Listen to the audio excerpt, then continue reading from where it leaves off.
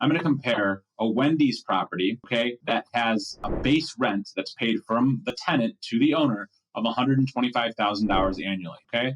I'm going to compare that to a small multifamily that also is bringing in $125,000 of gross collected rents from the tenant. Pretty small multifamily, just to make, as close to apples of a comparison as possible. So when you look at the multifamily property, that $125,000 of gross collected rent, that comes with a whole slew of expenses, right? So you've got things like property management. You've got things like, your vacancy, evictions. You've got things like, your office staff or your on-site manager. You've got things like mowing the lawn and sweeping the parking lot and plowing the snow and fixing the roof and, paying the taxes, paying for the insurance, all those different things, boiler leaks, issues with anything, landscaping, et cetera, et cetera. So at the end of the day, that $125,000 is going to be offset by maybe let's call it 50% of expenses. You could have $60,000 or $65,000 of expenses easily. Now go back to that Wendy's that's bringing in $125,000 of base rent. Well, in the Wendy's example, believe it or not, but the tenant pays for your taxes,